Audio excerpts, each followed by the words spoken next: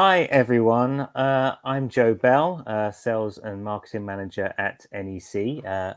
Welcome to the webinar. Thank you for joining us. This webinar is part of a series of online events that the National Extension College has been delivering along with our partners and other esteemed organisations over the past few months. All our previous webinars are available to view on our YouTube channel. So please feel free to browse that and see if there's any topics that might be of interest to you after this session. Today, we are co-presenting with our pastoral support partners, Soli. Shortly, I'll be handing over to NEC's in-house pastoral officer, Karyn Nash, and then to CEO and founder of Soli, Patrick Mather. They are both going to take you through the key information in relation to the type of support that NEC and Soli can provide our students with. Please say hi in the chat function if you're watching on YouTube. We'll be taking a Q&A at the end of the session, so please add your questions or comments to the chat. Before I hand over, I would just like to give you a very brief background on the National Extension College if we are new to you. Basically, a quick who we are and what we do. And just to sort of put that across a little bit better, I'm going to share with you a quick video just to give you an idea of the type of service we provide.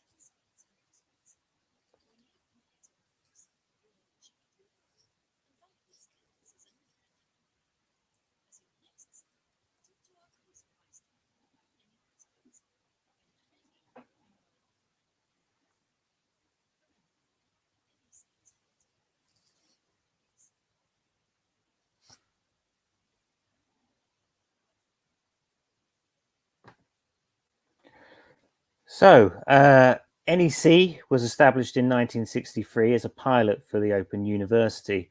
Since then, we have seen many changes and guises. Currently, we offer a range of online courses, including GCSEs, A-levels, and professional skills courses. We are also a not-for-profit organisation, which means that everything we do goes back into the development of the courses and the support that we can provide our students. Our mission is simple. NEC seeks to widen learning opportunities for learners who want flexible delivery of excellent courses. The design and delivery of our courses are key to what we do. We are an online distance learning provider, specialising, as I say, in GCSEs and A-levels, and the course materials are specifically designed for that purpose, self-study. They're also available 24/7 from our online learning platform. And all our courses, you will receive support from a qualified tutor. Your course tutor will provide detailed feedback on assignments and can be contacted through the portal to ask questions. On the platform, there's also student-led and tutor-led forums where you can discuss topics and engage with fellow students. Here's another quick video just to sort of illustrate what our learning platform is like. And this particular example is on our structured fast track A levels.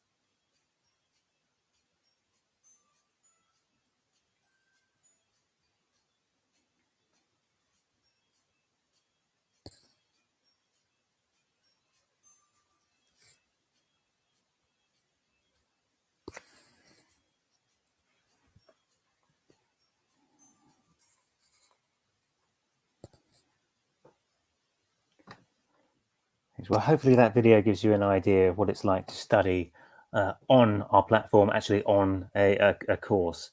NEC, at NEC, we also have a dedicated student support team on hand throughout your studies. And of course, we also offer a pastoral service, which you will hear about very, very shortly. So I will move on. But it's our students that are really at the heart of what we do. When we see them succeed and move forward to higher education or that dream job, that's really the motivation that drives us and everybody else working within the organisation. A particular former student who has certainly experienced success is comedian Russell Kane.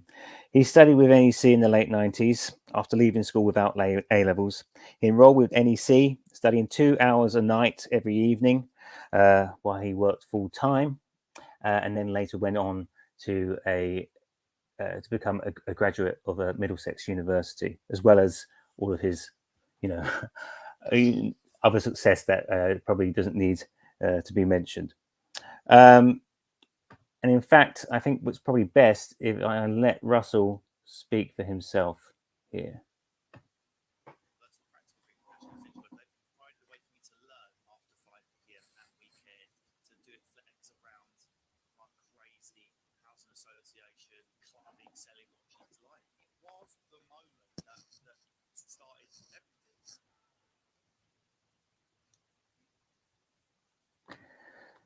So Russell is now working with us to provide a scholarship fund for free students to sit there, either their GCSEs or their A-levels with us, plus exam costs with the National Extension College.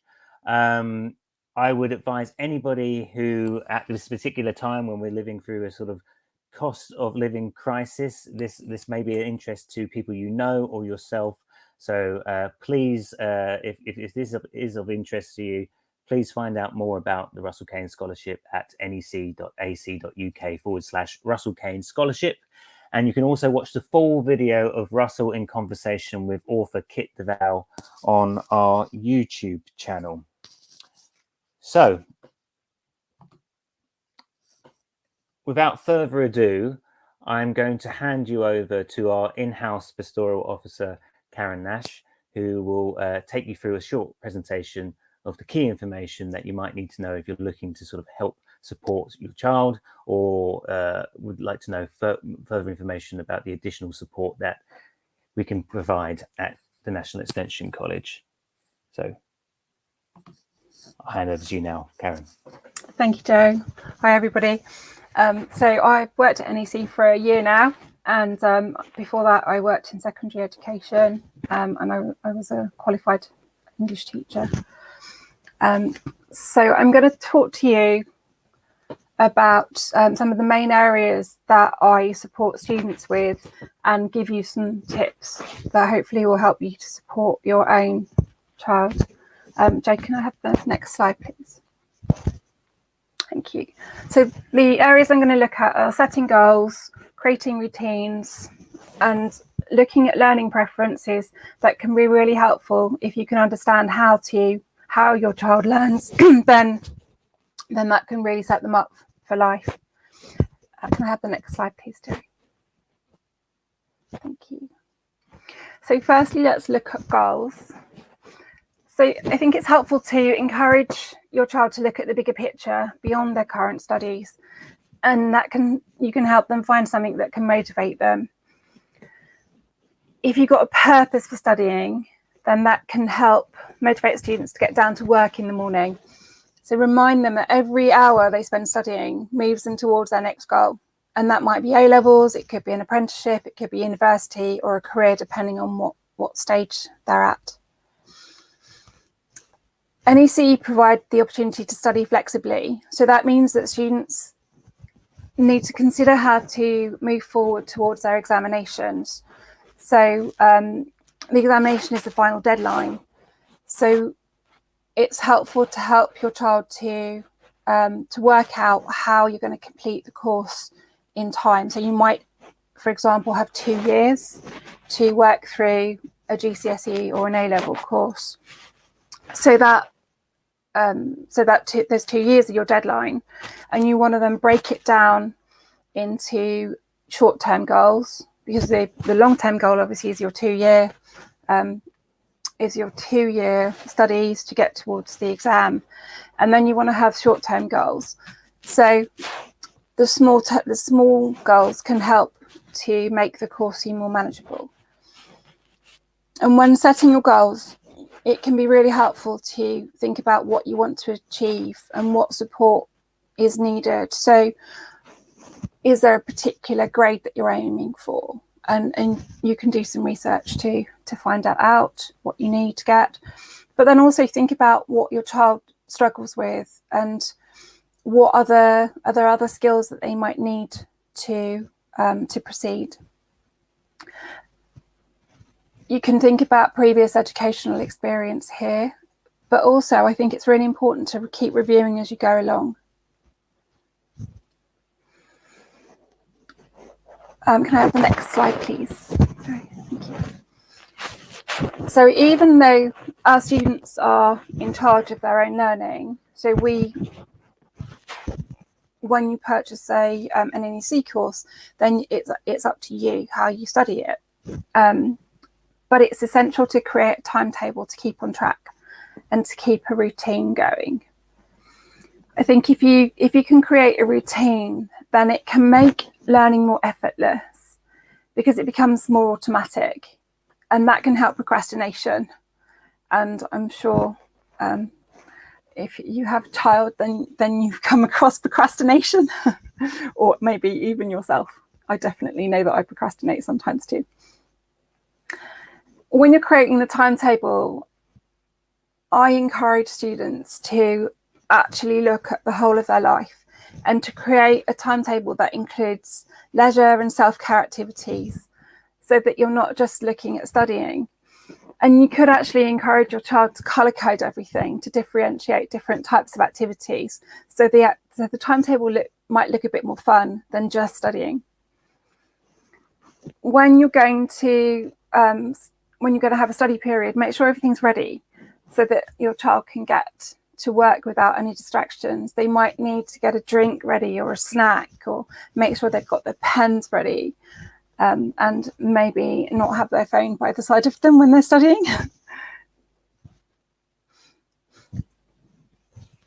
And you can also encourage your child to review their learning and plan. So at the end of the day, you can review the learning from that day and plan the next day.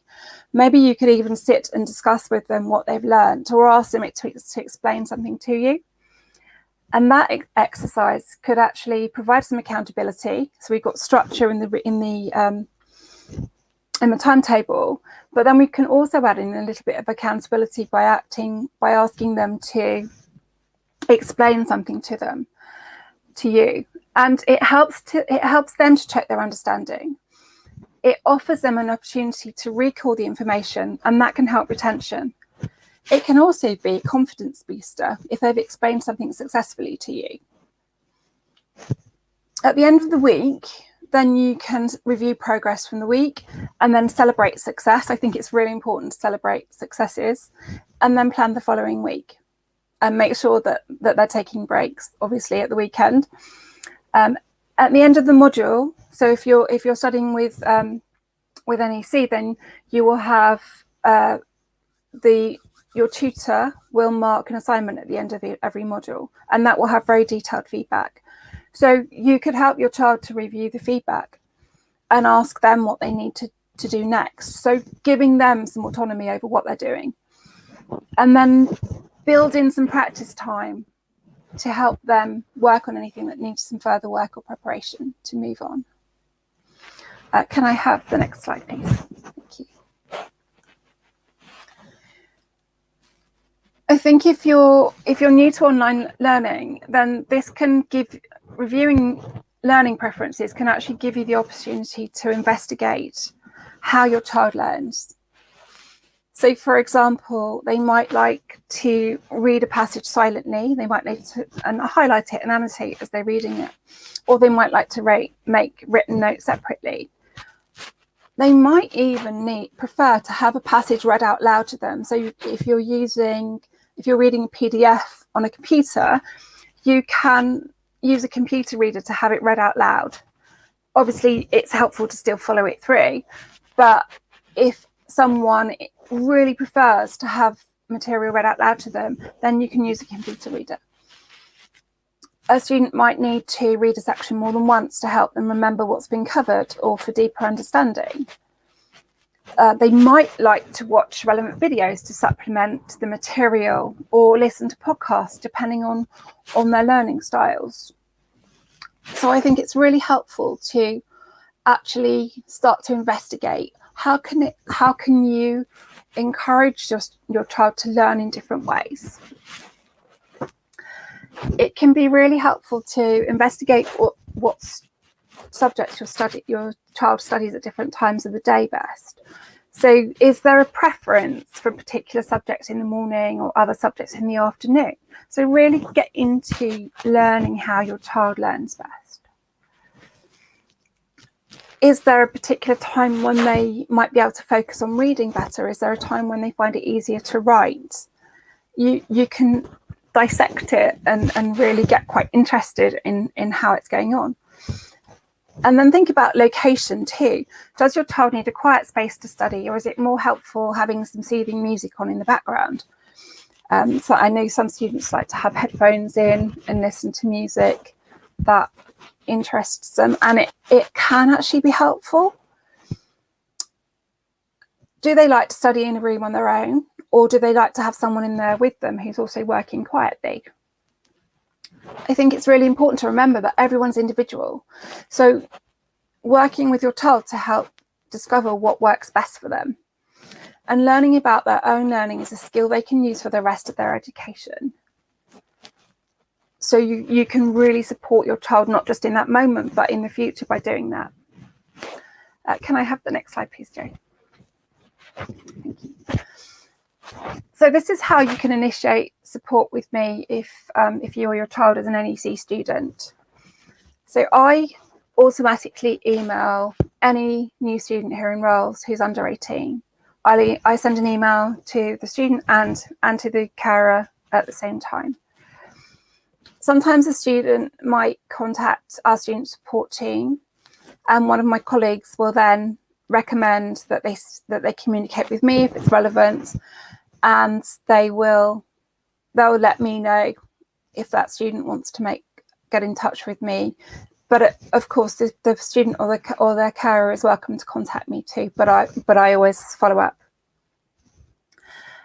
Another way is that a student might have a discussion with a tutor, and the tutor might suggest further support. And again, the tutor will let me know if that student is interested in me getting in touch. But also, the student or carer is perfectly. I'm perfectly happy if people get in touch with me too. Okay, Jo, can I have the next slide, please? Thank you. Thank you. So these are the types of concerns that I can support, and these are kind of some of the things that I've already talked you through. So I quite often will help students with specific study skills that relate to whatever's going on for them, and help them with planning and organisation, really thinking about what they need to get done by a particular time. And for example, a student might feel really overwhelmed because they've got a deadline to meet. And I will work with that student to look at what they need to accomplish and set some realistic goals for them, and try to keep them on track to make sure that they're hitting that deadline without getting too stressed, because it can be stressful if you let your deadline slip. Can I have the next slide, please? Thank you. So we've got 3. So when I'm supporting students, I offer 3 calls, and we identify the areas for support and address the needs over those calls. And they can take place at any point that's relevant to the student. If a student is under 18, then I invite the carer to attend the call as well. However, if a parent or carer wishes to speak to me alone to discuss how they can support their child, then that's perfectly fine. I work with quite a few parents who actually want to get the support, and then they can go and work with help their child, rather than me talking to the child directly. But that's fine. It's whatever works is fine by me. Can I have the next slide, please? Thank you. So all of the areas that I've spoken about today, plus a lot more, are going to be covered in our new course. So I'm going to be launching a Wellbeing for Learning programme on September the 27th. And this is something that's brand new, and I'll be running 6 sessions per year on the topics listed on the slide. Students will attend a short presentation on one of the topics, and they're all set out at particular times of the year, every 2 months. They will have, so I'll deliver a presentation at the beginning of the session, and then students will have the opportunity to discuss any challenges they're facing with the other students on the call and with myself. Now, the sessions will be open to all NEC students, so we're going to invite carers to attend with any student under 18. And if a student wishes to attend the call and listen in without using their microphone or having their camera on, then that's always fine, because it's important that everyone feels comfortable. And I'm going to provide a separate recording of the session's presentation section to anyone who's unable to attend live. The sessions won't be recorded, but I'll just do a separate recording of that presentation section so that I can send it out to anyone who hasn't been able to attend. Can I have the next slide, please, Jo? Thank you. So most students don't need any more than 3 sessions. Some only need 1 or 2 sessions with me, and then they're absolutely fine. They can carry on with their work. But if they need any further support or more specialist support, then that's when we refer them to our external partner, Soli, and you're going to hear from Patrick in a second. If you want any further information, then please contact our student support department. I've put their email address on the screen there. I work 3 mornings a week, so to get information more quickly, it is actually easier to get up to email student support in the first instance. but I get back to students as soon as I'm back in work. So thank you for listening, and I'll hand back to Joe. Thank you very much. Okay, bye-bye. Thank you, Karyn. I think there were some really great tips and a lot of information there that I think will be helpful to a lot of people either tuning in now or on demand later. And it's definitely great to sort of see that wellbeing for learning program sort of going to be up and running fairly soon. So that's excellent. If anybody has any questions for Karyn, then please add them to the comments now, and then we'll try and answer them at the end. Feel free to sort of add questions as the presentations are going on, but we'll take them at the end. So without further ado, then I'm going to pass over to Patrick Mather, who's the founder and CEO of Soli, who are our pastoral care support. So Patrick, without further ado, I will hand on the baton to you, if that's okay. Perfect, thank you. So I'm Patrick Mather. I'm the CEO and founder of Soli. What we're going to do today is just detail a little bit in terms of what we offer and kind of follow on from what Karyn has talked about the general offering available. I think the first thing to kind of focus on is that, as Joe talked about at the start, the whole aim for the NEC is to widen learning opportunities. And I think the key for us is to increase accessibility to opportunities when it comes to wellbeing support, when it comes to support for additional needs. And it's something that we really feel passionate about. And again, kind of picking up on what Joe said, the focus for the NEC is that the students are at the heart of everything they do. And I think that's where the synchronicity lies between the two organisations. And if you could show the next slide now, please, we'll get a little bit of detail. So I think whenever I talk about Soli, one of the key things is explaining why Soli came about in the first place. I have a background in education, working as a private tutor, and had a particular experience with one of my students who was diagnosed with autism and struggled to come to terms with the situation, and was let down by various different services. And in discussions with his mum after his death, one of the things that she was really keen to see, and not necessarily for me to do or for any particular organisation to do, is to ensure that everybody had the opportunity to talk through any issues that they had, and people shouldn't have to suffer when there are services available out there. So that's why we created Soli. That was the whole purpose behind the organisation. And if you go to the next slide, please, Joe. We wanted to make it as simple as possible. One of the things that we find when people are looking for support is that it might not just be you can speak to one individual and then all of your problems are resolved. You might need to speak to multiple different specialists, or you might need to access resources for multiple different additional needs. So what we wanted to do is create a system where everything was in one place. So our service is an all-in-one pastoral support service where you can access help from experienced specialists at the click of a button. So what we wanted to do is to look at what the issues were in the sector at the start, and then how we can solve those problems. Grab the next slide, please, Joe. So we identified the kind of key 3 problems that we wanted to work to kind of solve to aid people in these situations. So the first one is that NHS waiting lists for services are at an all-time high. And what that means is that people may have to wait a year or over to get support for a problem. And in that time, that problem can escalate, and it can get to the point where they need additional support. And what was initially a problem which could have been resolved relatively quickly then changes tack, and the focus has to shift elsewhere. Second problem is that often when people receive a diagnosis for a particular condition, whether that may be dyslexia or ADHD, that may be the last contact they have with that specialist. So once they receive that diagnosis, they get a report detailing that information, but then where do they go from there?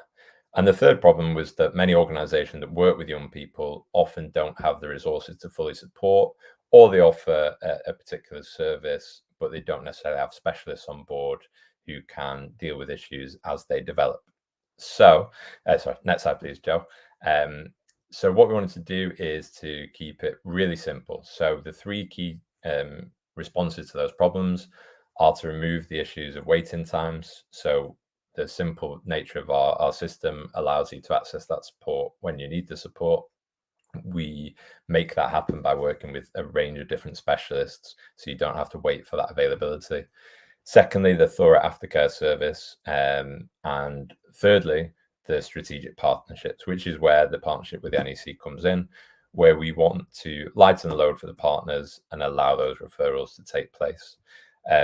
Now, what Karyn talks about is the 3 calls that are on offer, which allows the NEC to work with the students and work with the carers for those students to identify issues and support them.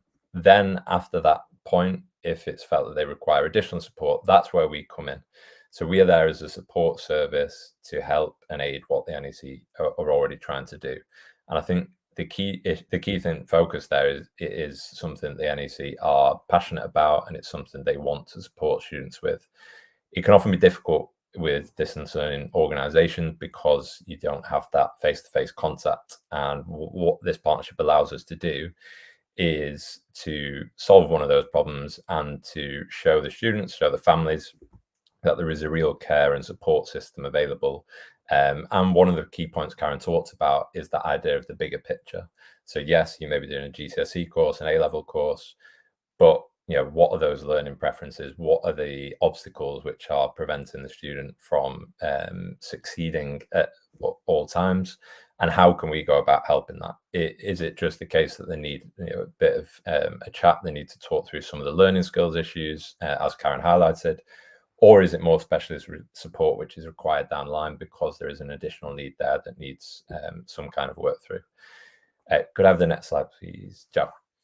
And in terms of how that works, I think one of the key factors with what we want to do is make things as streamlined, as efficient as possible. So we have a number of different case studies. One example of support that we've recently provided is for there was an individual student who required initial support in order to receive a diagnosis because the issue had been affecting their learning. So it was a situation where they'd been putting off receiving that diagnosis for a while because they thought they could kind of power through and carry on with their work. But once it became a real hindrance to their work, that's where we were able to step in, and we were quickly able to arrange that appointment. And then the key aspect is to then liaise with the support service, liaise with the families of the student to ensure that they can carry on, and it is a pain-free process where they get the support and then can get on with their studies. And I think that's the key aspect and something that Karyn was highlighting earlier in terms of ensuring that it's a smooth process and people get the support when they need it. And I think that's where things such as the Wellbeing for Learning programme are really useful in helping students. One of the things that we talk about is working right at the start for all students. So many students may not have any issues at this present moment, but there may be issues which crop up in the future. And if they're presented with information which helps them to deal with those issues, if they ever do crop up, it means that that works in a preventative fashion. And it means that more students understand what's going on around them and then thus can progress further. Can you have the next slide, please? So in terms of what we actually offer, we have a range of different services. This is the focus when we talk about having an all-in-one pastoral support system.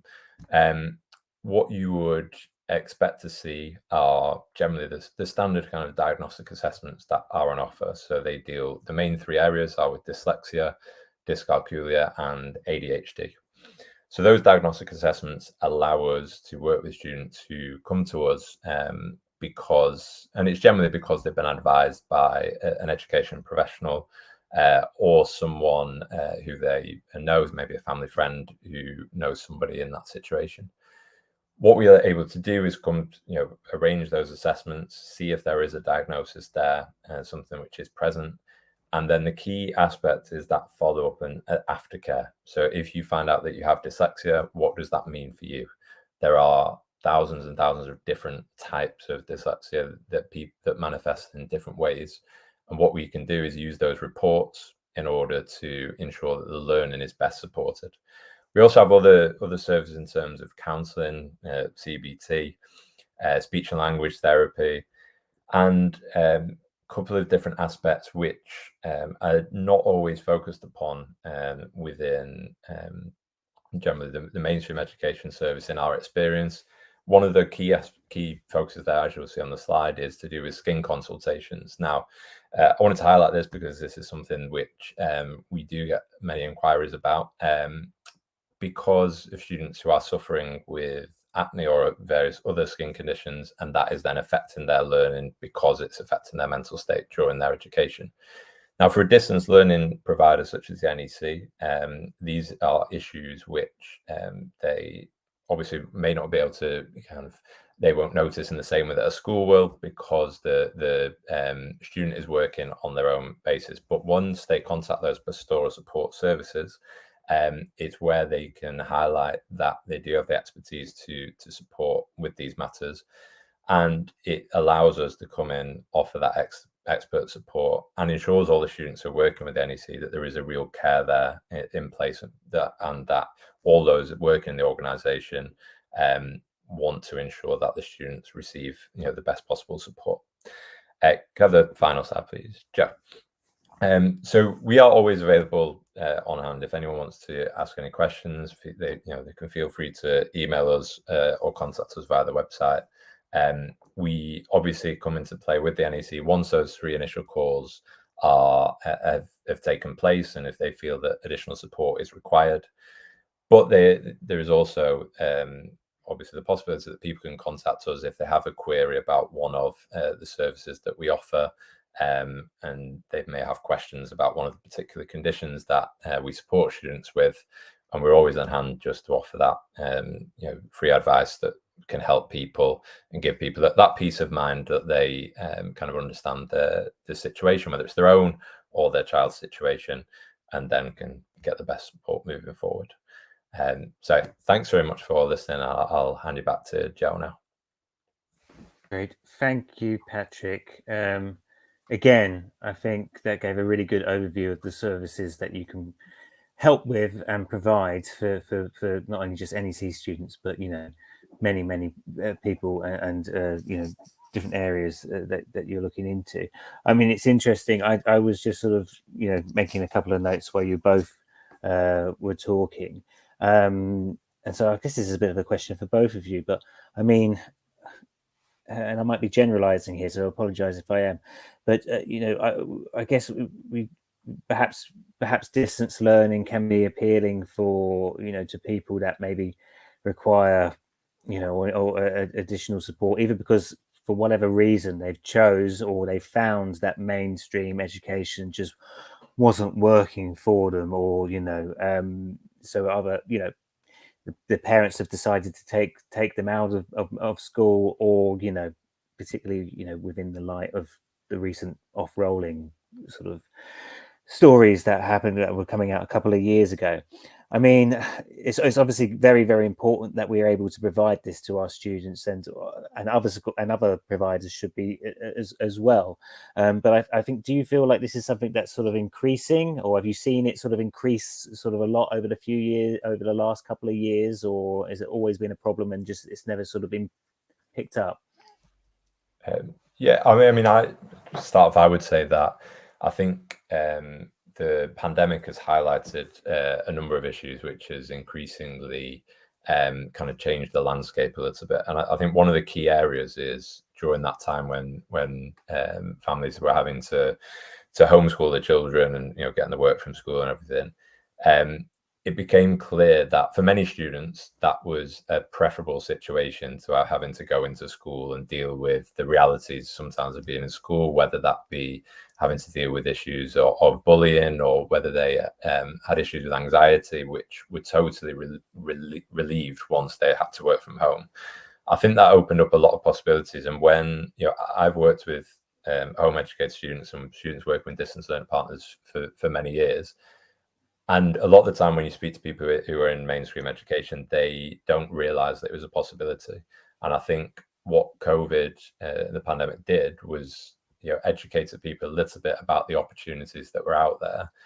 And I think that's highlighted that the issues that were present in schools and in various different institutions, and it's kind of it's heightened the need for that additional support. And I think many distance learning providers, either in the past haven't considered it to be a priority because of the fact they're not face to face with the students, or they've not necessarily had the resources to support students. And I think now it's moving to the top of that pile in terms of things that we need to support students with. And I think that's kind of been a big shift in the landscape. Karyn, did you have anything to add to that? Yeah, I think going through lockdown just gave people a lot of opportunity to reflect on what they needed and what was going on, and everything was quieter. You were able to work or study at home, and there wasn't as much interference. And then I think maybe some students suddenly realized that they were getting higher marks because they were able to be more autonomous over their learning, and just felt less stressed. And I think that space also gave people, we know that there's been a massive upsurge in diagnosis of ADHD in girls over the past couple of years, and women as well. And I think that just that moment, although there's months to reflect, has helped that to come forward. So it's definitely had a massive impact. Yes, well, I think as well, I think just in general, even in the past 10 years, I feel like perhaps there's always been sort of perhaps a stigma out there, and so people haven't either hidden it or they're not aware of it themselves because the information isn't out there and the support isn't out there for to do. I mean, this is why I think these sort of sessions are quite important, as well as is sort of spreading the word that the support is available and it is out there. So so anybody who's watching at the moment, if you're even watching on demand, obviously if you're watching now and you have a question, it'd be great for you to put that in the comment box if you have a question now for either Karyn or Patrick. But also, if for whatever reason you would rather say something, want to contact them privately, then you can either do that through the student support email that Karyn shared, or the contact details that Patrick shared at the end of his. So I'm just going to wait a couple more minutes just to see if there's any questions coming through. If not, we'll obviously end the session. But as I say, if there's any questions that pop into anybody's mind after the session, then you can always either get in touch through the contact details there, or if you registered with Eventbrite, you can use the system on there, and I can pass any questions that you might have on. I just wanted to get I know you gave a good sort of sense in terms of sort of tips and things that you were providing to the students within your presentation, Karyn. But as you say, I mean, often a lot of students find that the free consultations is enough with you. You don't have to go into details, but I mean, when is the sort of stage where you really do decide, okay, is it that it may be worth sort of handing this over to Patrick at Soli? I think if I obviously work with the student and try and get them, we use particular strategies, and if those strategies really aren't working, and then I think they need more continuous support, then that would be the point at which I would send them over to Soli, or suggest that they go over to Soli. I think when I know you kind of get a sense of, this is successful, we know that they're fine, they're going to keep going. But then if a student is not making the progress that I would expect, then that would be the point at which I suggest that they go over to Soli. Yes, and that's when Patrick will step in, and I mean, because although there's some, particularly in your presentation, Patrick, there's some very specialized sort of requirements that you can sort of help with and see to. Often, sometimes it can just be, not that there's smaller issues, but perhaps not considered, in sort of the scheme of things. So, I mean, do you have anything sort of on that in terms of sort of the people that you might be sort of dealing with more on a sort of general sort of level as well as a specialized? Yeah, sure. So I think one of the things that often comes out, and will often come out in the kind of consultations that Karyn carries out, is that a student will come to you with one issue, but actually there are a series of different issues, and it may be linked to a specific event, for example. So to give an example of something that we worked with recently, a student was. This was a student at the school, but a student was particularly distressed and didn't want to go to school. The parents didn't know why. And when the parents eventually found out why, it was because the student's best friend at school had left the school and they were really upset about it. The parents themselves thought, as often people do, kind of stiff upper lip, carry on with it, you'll be fine, it's not that big a deal.